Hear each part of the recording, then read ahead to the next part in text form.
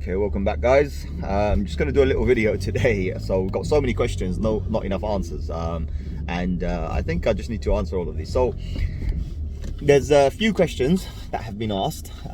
So one of the questions that somebody asked was regarding short positions and long positions. I will explain that. I think I'll explain that at the end of the video.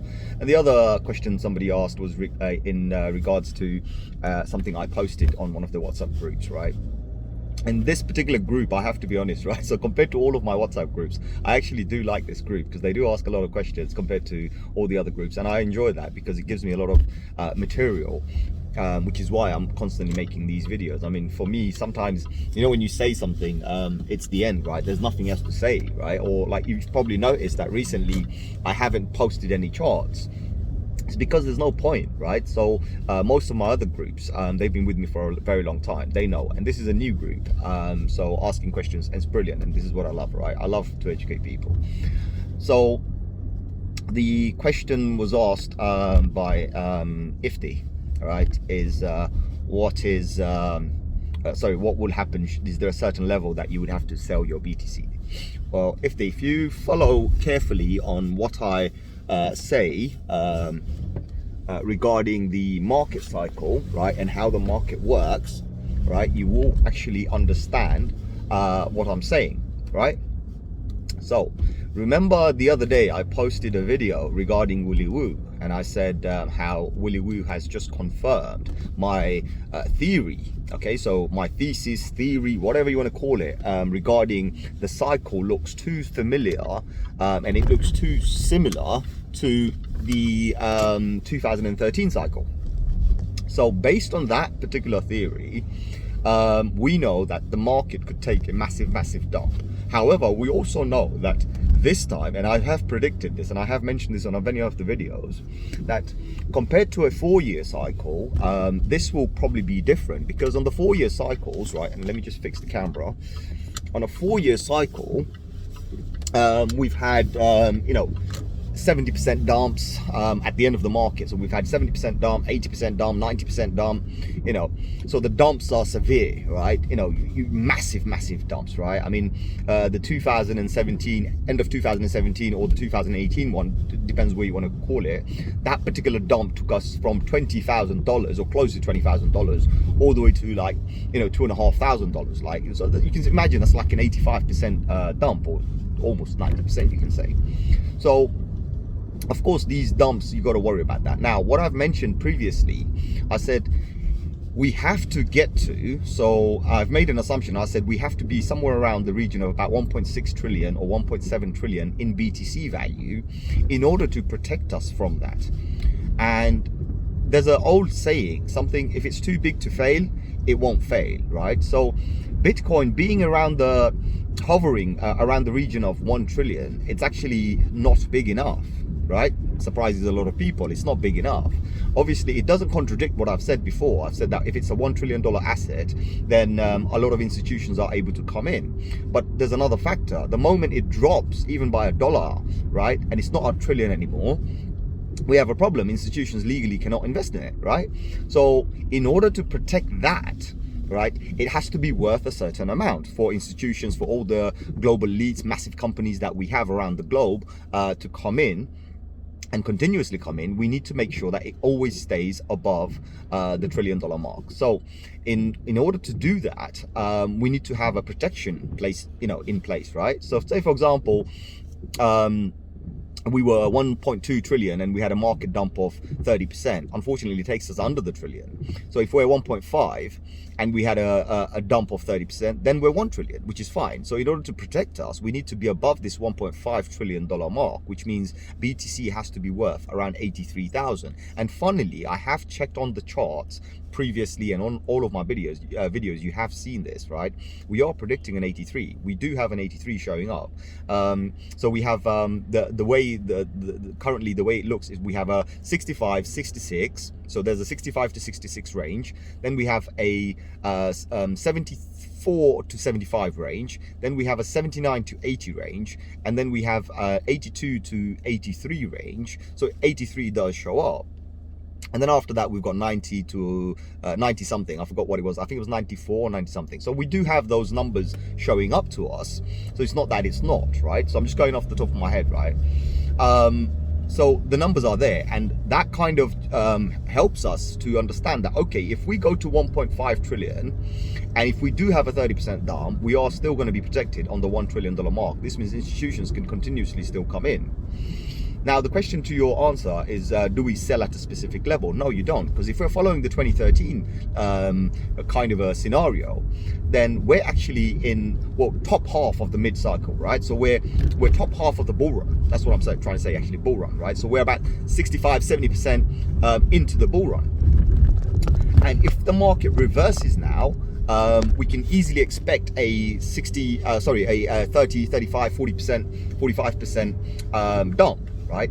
The only time the market would invalidate itself, right? So the bull run will be technically over, is if it does a 50% dump, right? And I've mentioned this. I said if it does a 50% dump, you want to get the hell out of there, right?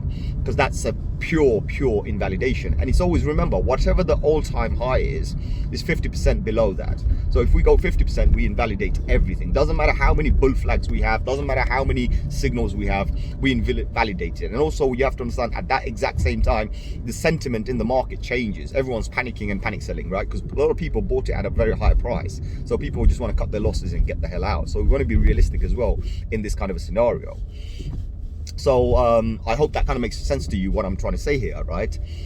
So we need the market to be at a specific level, especially Bitcoin, to be at a specific level. Now, it doesn't matter about Bitcoin's dominance. So Bitcoin could be, the dominance could drop all the way down to 30%. It doesn't matter.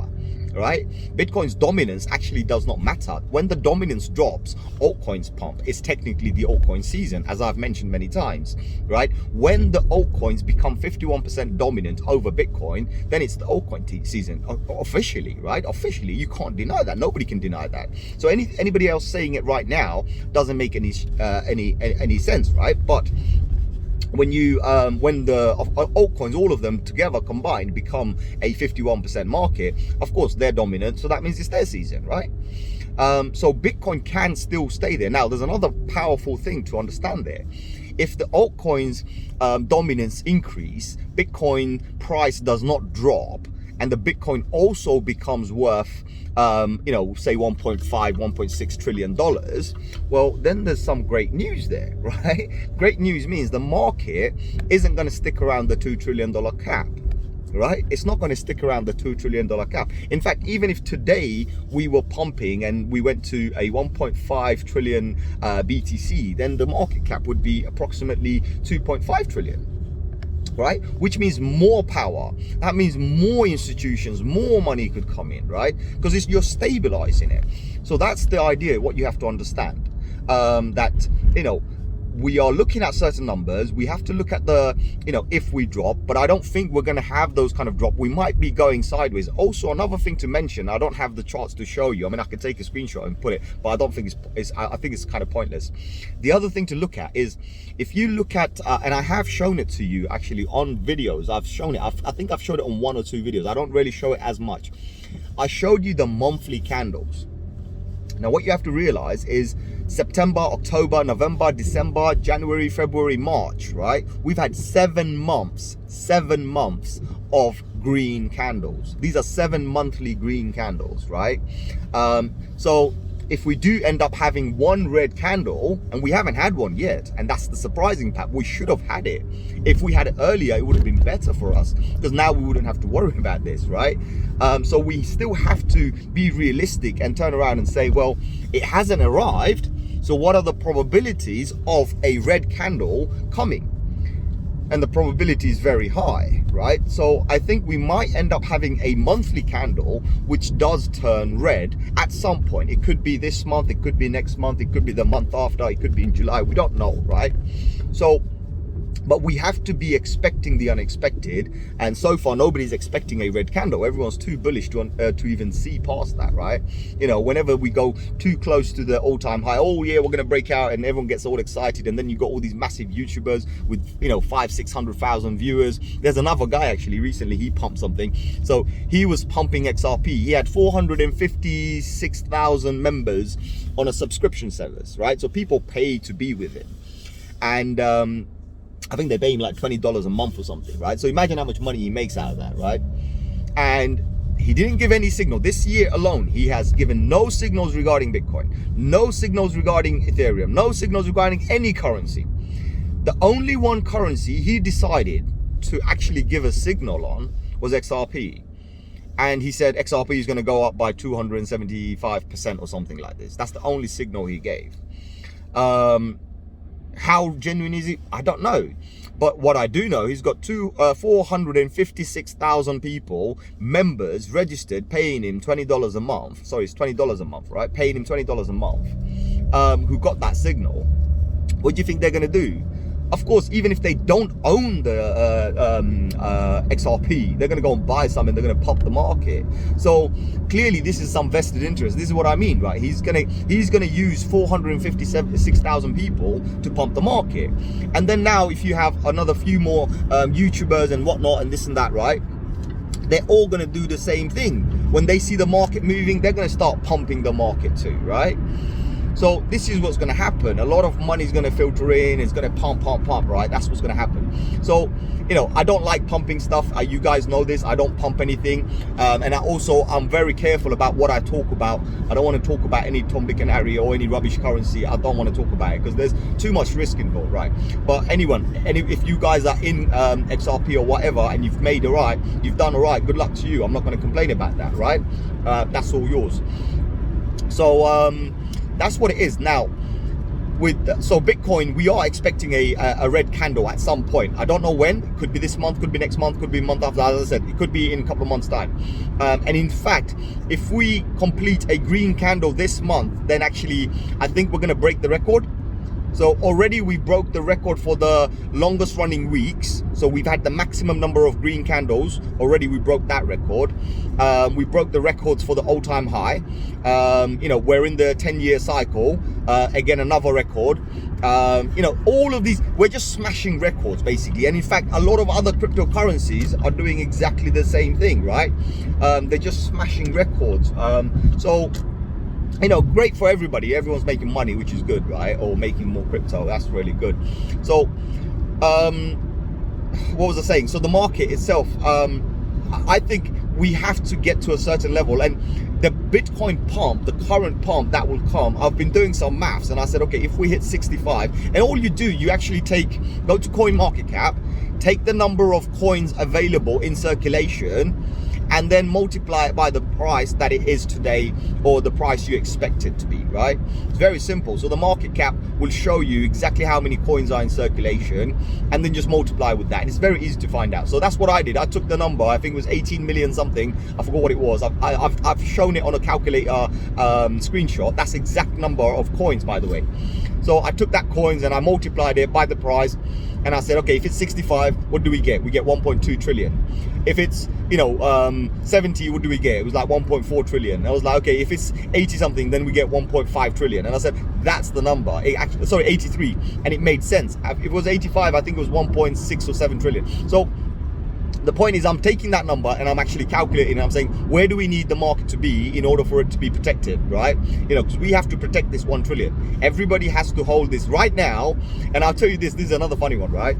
So most of us, right? Most of us, and this is the honest truth, right? We're retail, right? We're retail. We're not the institution. We're not the billionaire firm that's going to go and invest 100 million, right? We're not that company. So you got to remember this, right? So we're worrying about where the market's going to go and this and that, right? And I'll tell you this, the institutions will protect that line. You and I can't hold that line. Trust me. You know, you can have an army of all the retail. We might not be able to hold that line of that $1 trillion. But, and this is my gut feeling, right? There's no crystal ball, right? Trust me. the institutions will not let it drop.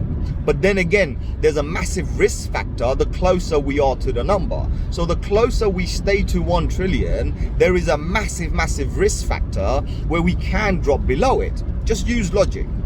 We need to be above a certain amount. So even if, 30% of the people around the world involved in crypto decide to sell, it won't impact the market. That's what we need, right? So that's what we need. So this is where we're going to go. And one other thing just to mention, like if we hit the $1.5 trillion Bitcoin market cap, what do you think the altcoins are going to do? Trust me, it's going to be parabolic, right? Altcoins, they're going to jump. Ethereum could easily potentially be more bullish as well and start heading towards the 3, 4, 5k level. Other coins I've noticed are also looking very positive. For example, Binance coin, we know why it's pumping. I've mentioned it. The Binance coin is going to be pumping because of the Binance burn coming at the middle of this month. So for the next 1 week, you should be very cautious about Binance. There's going to be a massive pump, obviously already coming in, but then we might see a massive dump briefly. As long as the market's still going up, it will be a brief dump. If the market's over, then obviously a mega dump, but it will be brief. And I've got a feeling that Binance, and I've mentioned it on the group as well, and all the other groups as well, same thing. We could potentially be seeing a $700 Binance coin. Now that's mental, right? That's like 1/3 of an Ethereum, right? And if you look at the market cap, it's 75 billion, which is actually almost 1/3 of the market cap already. So if that's the case and they have the burn and everything is good and the market is good, we could potentially even see $1,000. I think on the chart it showed $900 for a Binance coin. I mean, that's just fantastically bullish news. So coming back to your question, the simple answer is, do you sell? I wouldn't. I'll tell you what I can do. I'm not a financial advisor, but I wouldn't sell right now. There's no way I'm going to be selling. If we have a flip from where we are now and knowing it's not a market top, I'm not going to sell. I might recycle. That's a different story. So I might take some of my initial investments out and put it back in and buy the dip that way. But I'm not going to sell all of it and get the hell out. That's not what I'm going to do, right? So if that makes any sense, I'm not a financial advisor. Please bear it. And I've also got now with the video intro and the video outro, I've put a whole bunch of stuff. In fact, video intro clearly says I'm not a financial advisor. I zoomed in, so please be careful of what I say. This is for educational purposes and entertainment. So that's that. Now coming to another question asked by Alim. He said, what are longs and what are shorts? Okay, right. Let's try and see if I can describe it in a very simple layman's term for you, right? So I know you're young and I know you probably never seen how gambling works, but I can give you a form of gambling, right? A form of gambling is, think about it this way, lottery. You don't know the results, but you're putting a pound or whatever into a lottery, like National Lottery or whatever. You're putting a pound down, and you're chancing yourself either you're going to be the winner or not. Actually, it doesn't make any sense. But look, let's put it this way, right? A long position is when you're betting. So you're putting whatever worth of money, and you're saying, I bet the market's going to go up, right? And whatever leverage now, so you can use leverage or you don't even have to use leverage. But if you use leverage, and say for example you did a 1 times leverage, then that's the one that you don't use any leverage.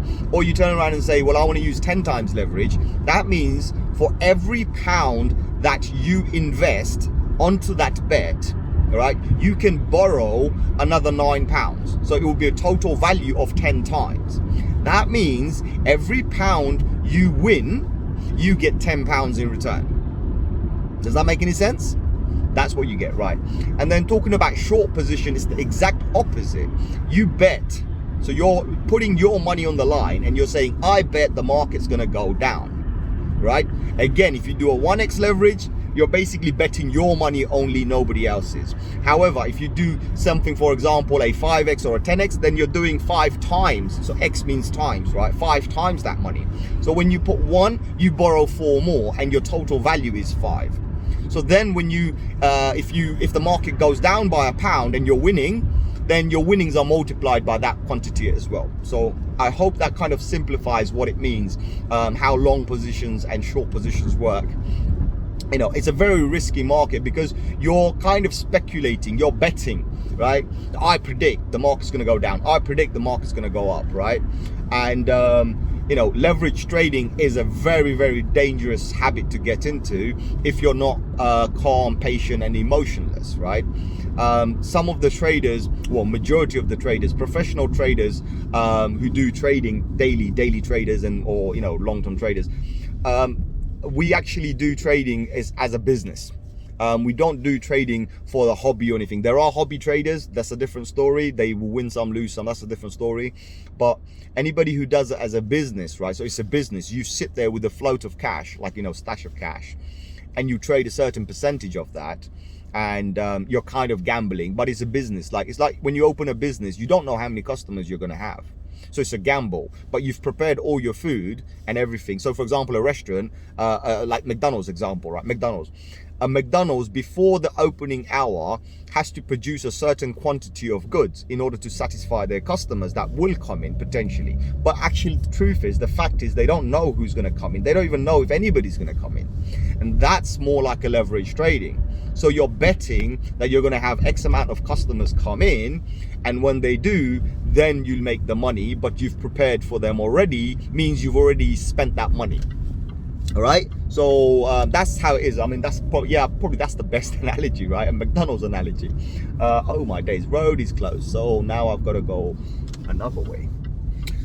Yeah, so that's what it is. So I hope that kind of explains how the leverage system works and everything. So, you know, you're pre-cooked. Yeah, just put it this way. You've made your burgers, you've made all your chicken burgers and your filet-o fish and whatever, right? You've made all of those, and you have no idea who's coming to eat. That's where you're betting, right? That's where you're putting your money down. You've already invested that money, and now if nobody comes in, then you lose all that money. You throw all the stuff in the bin, you lose all your position, you lose your crypto or money, whatever you trade with, you're going to lose all of that. And if the customers come, then of course you're going to make some profits on the thing. So that's how I hope it kind of helps you understand. Okay, so that's that. I wanted to talk about something else. It's not coming to my head right now. There was something else I wanted to talk about. I've talked about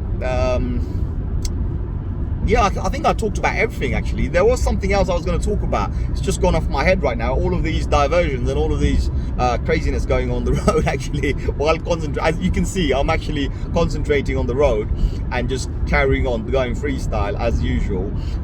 So yeah, there was something else I was going to talk about. I forgot what it was. Let me just mention one more actually. Let me just return one more thing, right? Like kind of just repeat it, right? So I've mentioned it briefly in the beginning of the video where I talked about how I'm not showing you guys charts, right? And I want you to understand and kind of get used to something. I want you to get used to something, right? You know, when you set targets on a chart, it's good practice to not look at the chart unless you go to those levels. So if you're setting, so the best thing to do, I recommend, go to Binance, and you know where the button is where it says markets, go there and you can see there's a section called alerts. So on the alert, whether you want to alert going down or up, it doesn't matter. You can define the price and you can say, alert me when it goes to that price. So alert me when it goes below, or alert me when it goes up. Use those alerts to your advantage. I mean, the tools are there for us. Use the tools. So I've mentioned it to a few people over phone conversations and whatnot, that I don't actually look at charts, right? I genuinely don't. If I've made a prediction, I don't look at that chart anymore. I don't have to. What I do is I set up alerts, right? I will set up alerts and I will say, okay, if the price is this, then alert me. So most of the time I'm only doing charts I'm actually seeing the chart. This is funny. I'm actually seeing the chart while I'm making the video. I don't even it's not pre-setting or anything. I'll just probably open my OBS, the open broadcasting software, the OBS, right? I'll open that. And as soon as I've opened that, I'm straight into my browser and all my charts are there. I don't, delete pages or anything. It's always there. And then, Bob's your uncle, you've got the chart there, so I can just go on and I'll freestyle it, right? So there's no pre-preparation or anything. There's a lot of the time I just see things as they are. I don't really make anything up. It's just there. So, but it's good practice not to constantly look, because what's going to happen is you're going to see these small spikes. These are insignificant spikes. You're going to see them. And you're going to start assuming, oh, the market's going down. You're going to start assuming, oh, market's going up, right? And, assumption is not healthy. Trust me. Use maths. Okay, mathematically, I know that in the downside, I can go to this number, or mathematically on the upside, I can go to this number. So you use those, right? And you put an alert on those. So for example, sometimes I'm up all night, and I do trading during that time, actually. So I do kind of spot trading. Sometimes I do leverage trading as well. And I'll sit there and I'll trade with the Asian markets. Basically, that's what I do.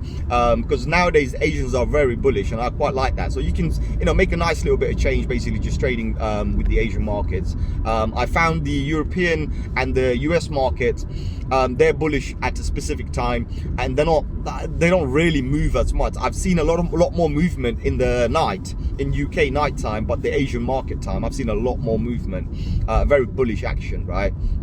Because I follow these markets. In fact, I've mentioned it to someone recently. I was talking about the Indonesia, right? I was like, look how much money Indonesian, what's it called?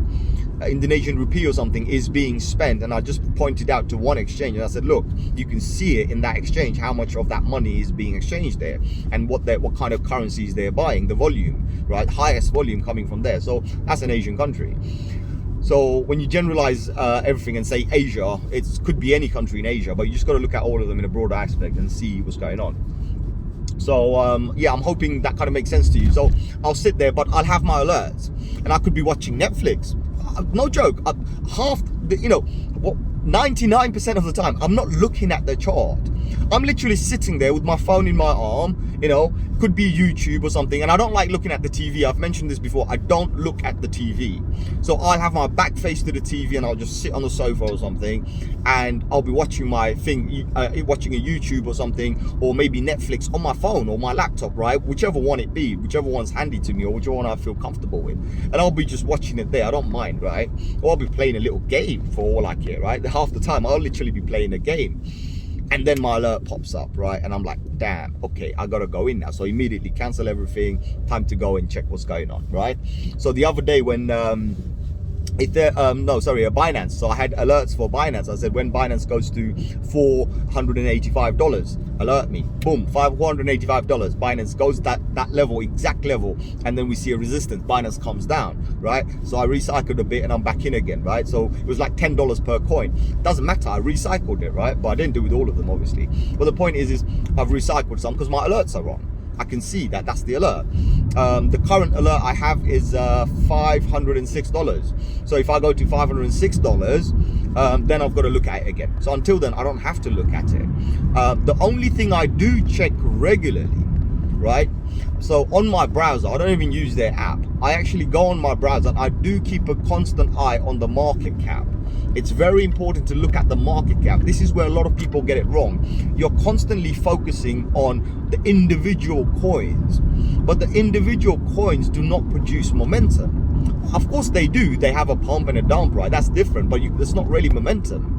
The total momentum is in the market. So look at the market cap. And if the market cap is moving, then you know that money is moving. All right. Ultimately, for example, Bitcoin, Ethereum, even Binance Coin, right? And I think in the future we'll see Cardano and Polkadot doing the same thing, and other blockchains doing the same thing. You'll see money moving in and out of them, because currently what's happening is people are buying assets with Ethereum and then they sell it back to Ethereum. That's volume, right? It's not everybody's buying with cash. You got to understand this. People are buying with Bitcoin and moving back into Bitcoin. So that's where we're seeing. Unfortunately, we get confused when we see the dollar value, but it's not in dollar value, right? So that's what I want everybody to understand, and I hope kind of makes sense, right? So yeah, I mean, listen, as I said, I'm not a financial advisor, but that's what I would be doing. Coming back to the beginning, if I see this dump in mid bull cycle, I'm not going to sell, right? That's what I'm going to be doing. In fact, I'll be looking to buy the dips and pick up a little bit more. You know, it's an opportunity, why not, right? And then that kind of prolongs the bull's run as well, so it's very good and healthy. So, and I'm also, as I said, I'm expecting a month to be on a red candle. We didn't have one, and that's not healthy at all. That's dangerous. We need to have a healthy balance, right? You know, in order to market to go. So that you got to understand it in a broader aspect. Of course, it's going to be shocking. Oh my God, Bitcoin's dumped and dropped, and yes, people panic, you know, but sometimes you just gotta have, like, you know, a will of steel, right? You know, you gotta be there, like, okay, doesn't matter, I know what the market is telling me, I can see the bigger picture, and I know when at the end. So, you know, we still got a chance to go up, because the market would not just flip mid-market and just go away. It won't do that. It's just going to come back, because it has to hit those levels. There is a top to the market. The funny thing is if we have a red candle, if we drop by, so if we go all the way up to 1.5 and then we drop, say, you know, 30-40%, I'm very bullish, because I believe that's going to be very, very healthy for the market, in order to reset the market. So reset is very important, right? You know, where people take their profits out and whatnot, and then eventually come back into the market. It's very important. Weak hands will always get shaken out, and what I'm trying to educate everybody to do is not be the weak hand. All right, so my whole purpose, right? And remember, you know, I have all my advices are warnings mostly, right? Be warned, avoid the pumps, avoid the dumps, avoid, you know, save yourself from being wrecked. But don't be the guy who's either the bag holder, number one, or the guy who basically sells too early because he's a weak hand. All right, you don't want to be the weak hand. So I hope this kind of makes sense. If it doesn't, look, you can, I always make videos a continuation of the previous subject. So if you want, you can go and have a look at all the other videos that I've made. There's about 175 videos out there, and you can see the continuation, right? We've been progressing. We don't go back, right? We never go back, right? We're always progressing and we're moving forward. That's what we do, right, in this channel. So I hope it kind of makes sense. And if you liked what you see or hear, right, depends what you're doing, like, share, subscribe, you know, share with another if you find value, and you know, share it on your WhatsApp, your Facebook, or something like this. It's very helpful. I've even left it to be embedded. You can even embed this on your own website. You're free to do so. There's no copyright or anything. Go ahead, do whatever you need to if you find value, you know. For me, this is more like a journal, right? So when I'm talking on this, I'm leaving a mark on history, you know, on YouTube. Like, guys, this is what I've said, all right? You can come back to it anytime. This is what I've said. This is the statement that I've made. And half of the stuff I've talked about it months ago, and then other channels have come in and they started talking about it recently. So you got to see where we're coming from. But it's not healthy to see the charts every day. Right, you got to get into the habit of not seeing it every day, because when you do that, that's when you're going to have a whole different mindset. You're going to be technically brainwashed, right? And then you start seeing things differently. And I've seen this, like, there's channels out there who are hyping something one day and then the following day causing a mass scare. They're not helping, right? What they need to start doing is start educating people, and that's what I do, right? So you know, I hope this kind of makes sense and this kind of helps everybody. So other than that, guys, I'll see you on another one. Take care. I hope it wasn't too long. Bye bye.